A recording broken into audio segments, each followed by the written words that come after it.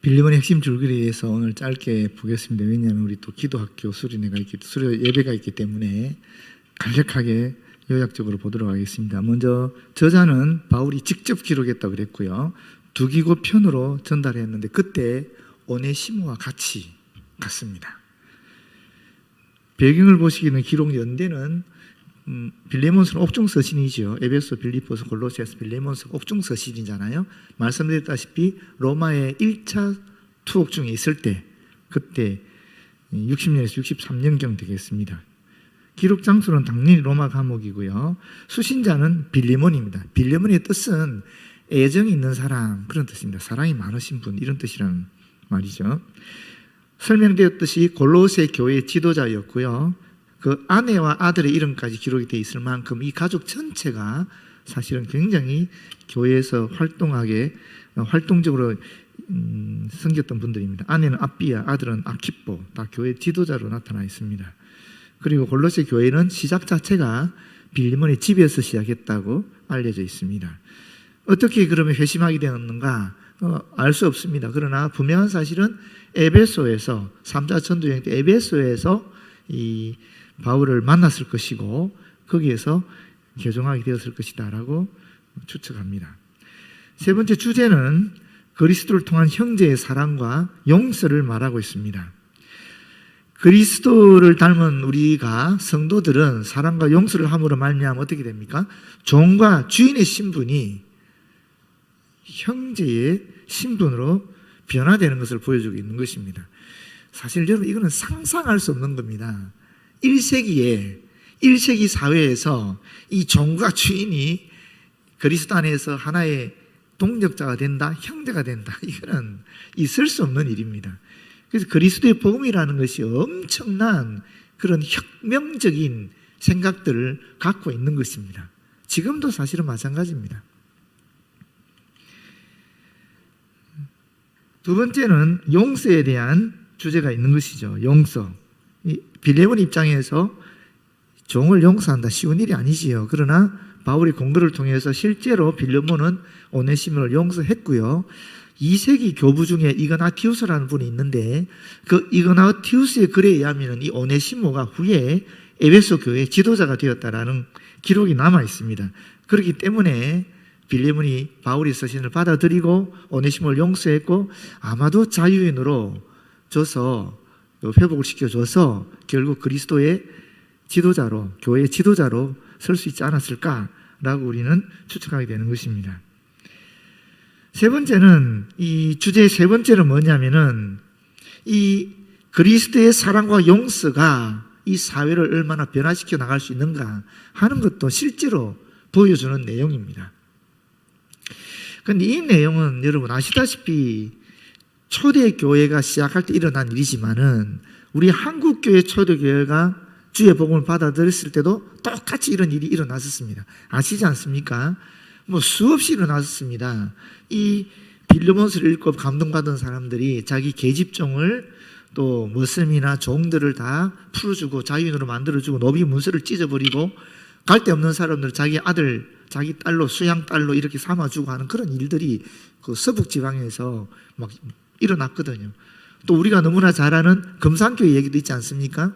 조덕삼 장로가 머슴이었던 이 자익을 자기 아들과 같이 공부시키면서 또 교회도 같이 출석하게 되고 오히려 이 자익이라는 분이 먼저 장로가 되고 또 조덕삼 장로가 계속적으로 이분을 공부를 시켜서 금산교회의 목회자로 모시고 오고 이런 일들이 막 일어났으니까 이게 꼭 성경에서 나타나는 기독교 초기 역사가 아니라 우리 한국교회 초기에도 이런 역사가 많이 일어났다 하는 것을 우리는 알면서 동시에 한국교회 교인으로서 좀 자부심을 느끼지 않겠습니까? 그렇지 않습니까?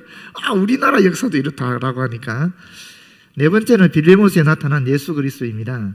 빌레몬과 오네시모의 관계는 하나님과 우리의 관계를 보여준다라는 것입니다. 여기서도 나왔지요. 이 오네시모와 또 이 빌레몬 사이에 중재자가 있었잖아요. 누굽니까? 바울이었지 않습니까?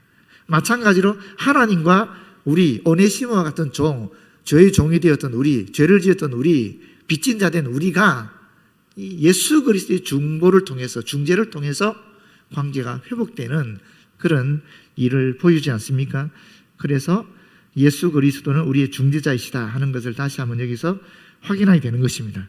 또 두 번째는 뭐냐면은 오네시모는 죄인이니까, 종으로서 주인의 것을 훔쳐 도망간 사람이니까 이거는 죄인이잖아요.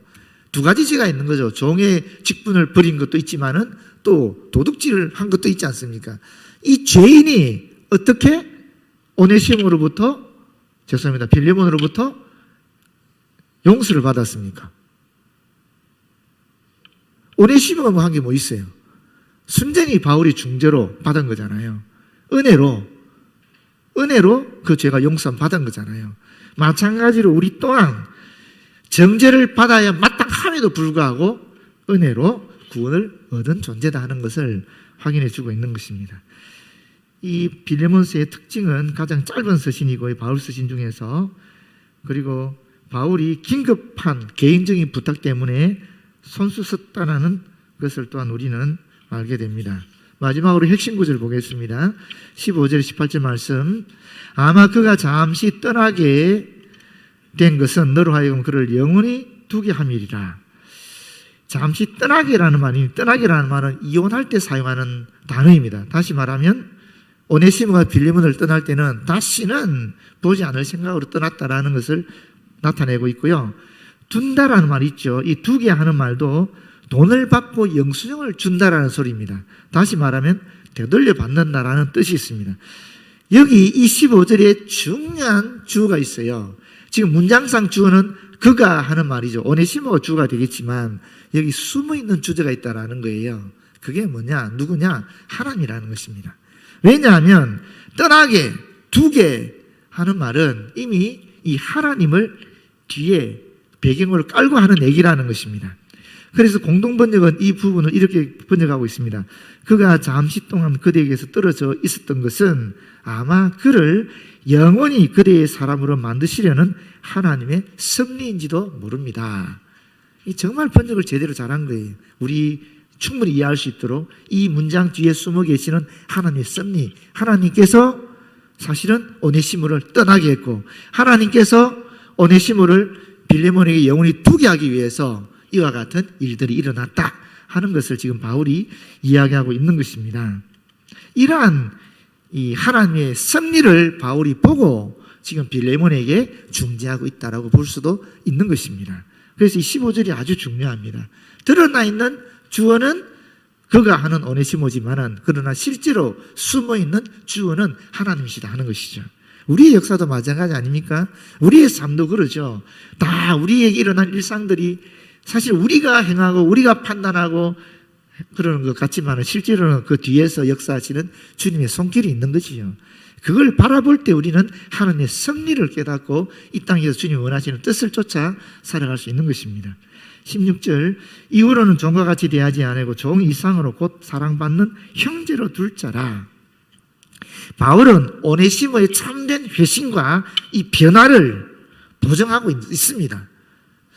바울이 어떻게 오네시모를 만났는가 우리는 알 수 없습니다. 그러나 분명한 사실은 이 로마 1차 투옥 기간 동안에는 사실 이게 밖에 나가지 못할 뿐이지 자유로웠잖아요. 그런데 오네시모가 누구의 소개를 통해서 어떤지는 모르겠지만 바울을 만난 거죠. 거기서. 그리고 바울을 통해서 복음을 전수받은 것이고 그 다음부터 오네시모의 삶이 완전히 변화된 삶을 살았다라는 것입니다. 그래서 바울에게는 특별한, 그 뒤에 보면 특별히 하는 말이 있지 않습니까? 내게 특별히 그라거든 하는 말씀이 있는데 이 특별히라는 말은 최상급을 표현하는 말이거든요. 오네시모가 바울의 사랑받는 형제로서 바울의 사역에 반드시 필요한 그런 존재가 되었다라는 뜻입니다. 그런데 하물며 육신과 주 안에서 상관된 너에게라. 오네시모에 대한 이 처리는 전적으로 사실 빌레몬에게 있지요. 왜 그렇습니까? 주인이니까. 오네시모는 빌레몬의 재산인 종이지 않습니까? 그렇기 때문에 빌레몬이 이 오네시모를 처리할 수 있는 것입니다. 오네시모가 처리당하는 것은 세 가지입니다. 첫 번째는 빌레몬이 용서하지 않고 법대로 처벌해버리는 수가 있죠. 그럼 죽을 수도 있는 것이죠. 두 번째는 빌레몬이 전과 같이 그 죄는 용서하지만 그 신분은 그대로 자기의 종으로 삼는 거예요. 그럼 어떻게 되겠어요? 골로새 교회에 자기 가정교회에 섬기는 사람이 되었겠죠. 그러나 세 번째가 바울이 응하는 것이고 실제로 빌레몬이 행했던 것 같습니다. 그게 바로 바울에게 보내거나 자유인으로 해방시켜서 자유롭게 복음을 전하는 사역자로 삼는 것이었습니다. 근데 바울의 권고대로 이 빌레몬은 이 세 번째 이것을 선택한 것 같습니다. 그러므로 너가 나를 동력자로 알진대, 이 동력자라는 말이 앞에서 나온 코이노니아에서 파생된 단어입니다. 그러니까 이것은 동료는 동료입니다만은, 그러나 동료라도 여러 동료들이 있지 않습니까? 이 동료라는 것은 코이노니아에서 파생된 이 코이노노스라는 말인데, 이 단어는 서로 뜻을 나누면서 내면적인 교제를 깊이 하는 그런 동료를 얘기하는 것입니다. 정말 마음이 맞는 동료라는 것이죠. 그를 영접하기를 내게 하듯 하고, 마치 바울을 대하듯이 하고, 그가 만일 내게 불의를 하였거나 악한 행동, 범죄를 했거나, 당연히 했죠 지금, 너에게 빚진 것이 있으면, 이 빚진다는 개념은 정확하게 돈을 빚진 것을 얘기하는 것입니다. 부채가 있는 것을 얘기하는 것입니다. 그래서 이 문장을 가지고 오네시모가 아마도 도망을 칠 때 주인의 돈을 가지고 또는 보석을 가지고 도망을 쳤을 것이다 라고 우리가 추측하게 되는 것입니다. 그것을 내 앞으로 계산하라. 바울은 말로만 중재하는 것이 아니라 오네시모의 모든 빚을 자기 자신이 탕감하겠다라고 이야기하고 있는 것입니다. 사실 바울이 생각할 때 죄라는 것은 단지 용서해 주는 걸 끝나는 것이 아니라는 겁니다. 용서하되, 그리고 용서받는 데 대한 책임이 있다라는 거예요. 그 책임은 보상이나 변상으로 나타난다라는 것입니다. 바울은 용서와 이 책임의 문제를 사실은 같이 여기서 이야기하고 있는 것입니다.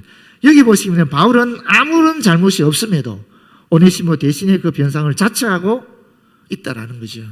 여기서 우리는 예수 그리스도의 모습을 발견하게 되고, 동시에 바울이 예수 그리스도를 담기 위해 그런 삶을 살아간 것처럼 우리 또한 바울을 통한 예수 그리스도, 바울이 살아갔던 그 예수 그리스도 삶을 우리도 바울처럼 살아가야 되지 않겠느냐 하는 그런 메시지를 오늘 우리 이 시간에 발견하게 된다는 것입니다. 기도하겠습니다. 아버지 하나님, 짧은 성경이지만 이 속에 위대한 진리가 있는 것을 발견하게 됩니다. 종과 주인의 관계가 예수 그리스도로 말미암아 동력자가 되는, 서로 진심으로 마음을 나누며 하나님의 복음을 전하는 위대한 사역자가 되는 이 역사를 우리가 오늘 발견하게 됩니다. 주님, 저에게도 은총을 베풀어 주셔서 우리 또한 바울처럼 도저히 용서할 수 없는 그 사람을 그리스도의 사랑으로 용서하고 함께 그리스도의 종으로서 복음을 전하는 사자로서 주의 뜻을 이 땅에 확산시키는 우리가 되어지도록 인도하여 주시옵소서. 예수님 이름으로 기도드립니다. 아멘.